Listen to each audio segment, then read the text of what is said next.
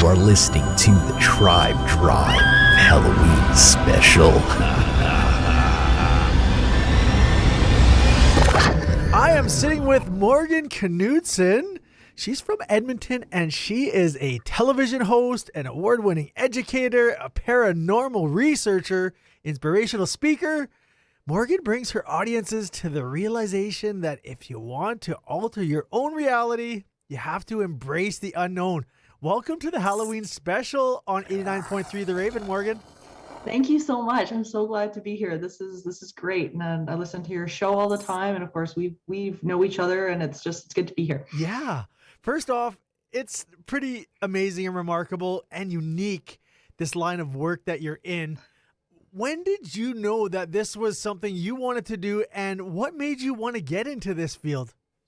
Oh my gosh. Okay, so when I was really young, I had some experiences when I was about 8, 9 years old. But as soon as those happened, I think instead of taking it in a fearful way, I became very curious about it. It was very fascinating to me. It was unique and interesting, and I just plunged myself into it. I thought this was the coolest thing. Here we are taught that none of this stuff is supposed to happen, and yet here it is happening.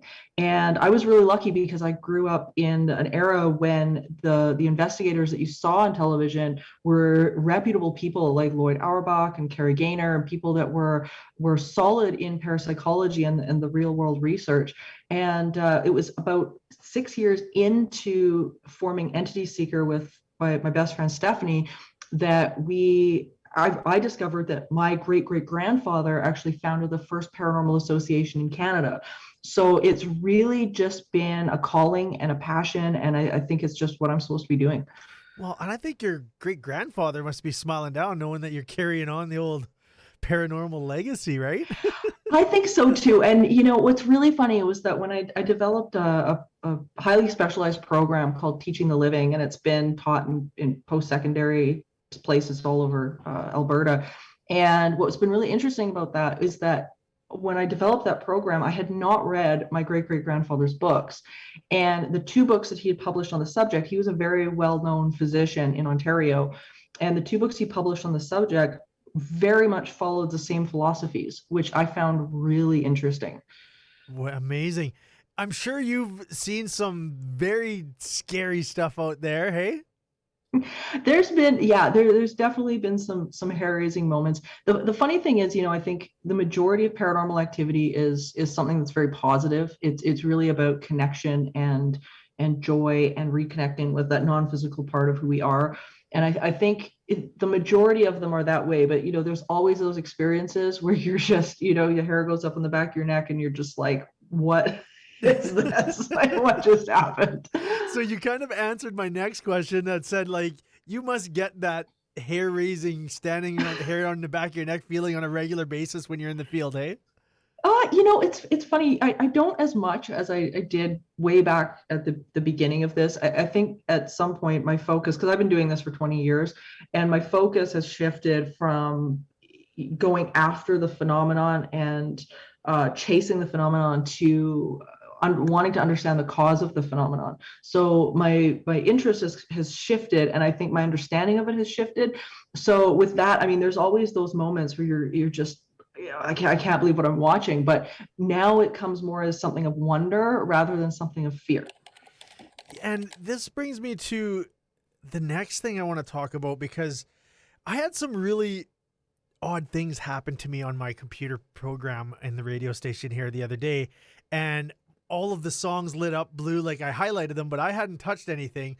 So I was joking with Candace Ryan, who's our afternoon radio host on our country station, and she says, "Oh, you were never told about the spirit that's in the building?" And I'm like, "No."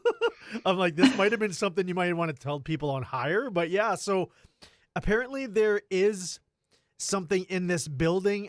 They've had pictures come off the walls, and they think it's simply an ex-board member that has passed on, that just likes hanging around here. And in the native kind of way, we don't really mess with spirits too much. We try to smudge them if we want them gone. But in this case, I don't think it's really harming anybody. So you probably get that a lot of times, just spirits kind of hanging around and maybe not wanting to cross over yet. Is that what it is? Well, I think the big misnomer that the media, the ghost hunting shows have really plugged is this concept that these spirits get somehow stuck here and they can't cross over or whichever. And that's just, there's no basis for that in parapsychology at all. These consciousnesses seem to be ever flowing and very free flowing, and they're in and out all the time. And they are oftentimes here because they're looking for that communication. It's, they're in it for the joy of it too, where, I think some of these instances that people are attributing to hauntings as well, what they're not realizing is that there's a variety of different types of phenomenon that we study in the parapsychology world. One of them is called psychokinesis, or PK. And in that kind of a situation, you will get objects flying off walls and things moving that shouldn't be moving and things like that, where a lot of people will say, oh, no, that's always 100% of the time something external from me, where with psychokinesis, we're beginning to realize that some of this is actually coming from the people themselves.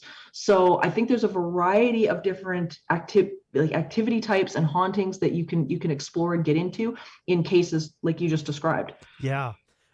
And so there's obviously a difference between, the techie side and all the research that you guys do, and then spiritual mediums. Would you say you or anybody on your team has that medium ability?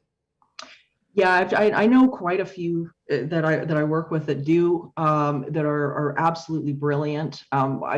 Myself, a couple of years ago, I would have said no way. It was not, I've got none of this, but I've come to learn over the years, and with the current research that's coming out of places like the Windbridge Institute and places like that, I do have a bit of that. I do have the ability to tune in and connect with this stuff, I think, in a greater way than what I have thought.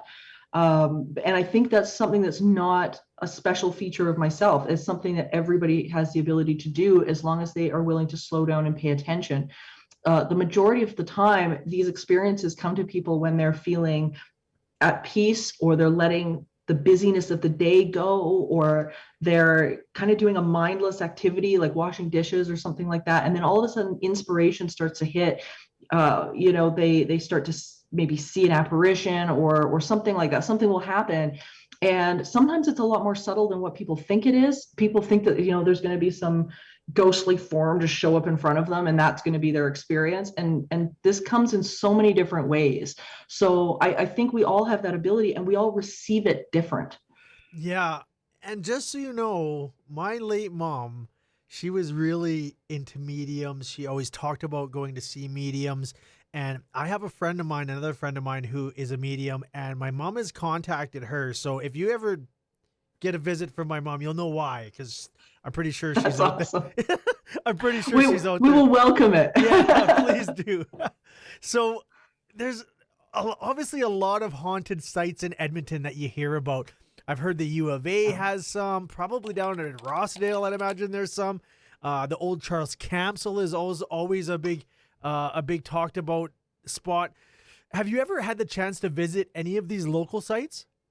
Oh yeah, we've had over the years, I've been to almost all of them, I think. It just being asked in or invited or whatever. And usually it's because people want a better understanding of what it is they're experiencing. And you get the cases where they actually really need the assistance, they really need help, they really need how to coaching through what's going on, and when things aren't so fun. But for the most part, yeah, I mean, like, people will ask, if I wanted to come in and just give them a better understanding of what they might be experiencing. So everything from the White Ave area, I think I've been in every building along White Ave, Fort Edmonton Park, and like you were saying, the Camsell and the Edmonton General and places like that.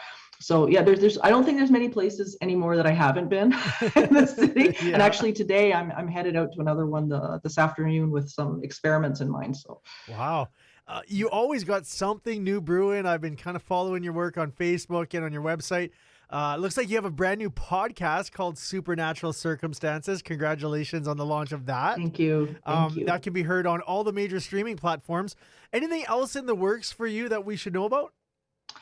That's been the big push over the last number of months has been launching Supernatural Circumstances, because Mike Brown, who hosts the Dark Poutine podcast, the two of us did a show back, it was a couple of years ago, right when Haunted Hospitals first launched. And we talked about the Amherst mystery. And the conversation that got going after we started to talk was so in depth. And it really took the conversation about the paranormal up a notch. So we weren't discussing it from, oh, that case is cool and this case is cool. We were bringing in new information, new knowledge, new studies, and we just brought the conversation up. And we were talking earlier this summer, and we realized, we're like, you know what, we want to do this. This is something that we both feel really passionate about. How can we put this together? And Supernatural Circumstances was born out of that. So I think with especially with the current episodes coming up, the one that we've got released right now as of yesterday was on the Philip experiment in Ontario, which was a phenomenal experiment by the Society of Psychical Research and Mensa. And they were basically putting this idea together that they could manifest a consciousness from nothing.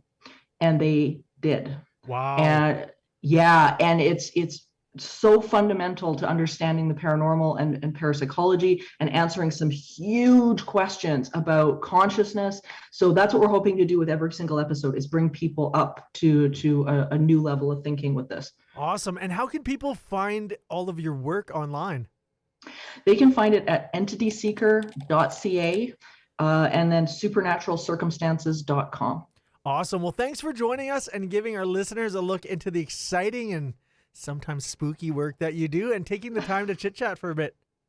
Thank you so much. You have a good day.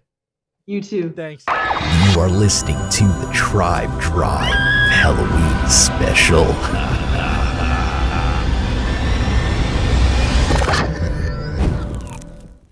89.3 The Raven.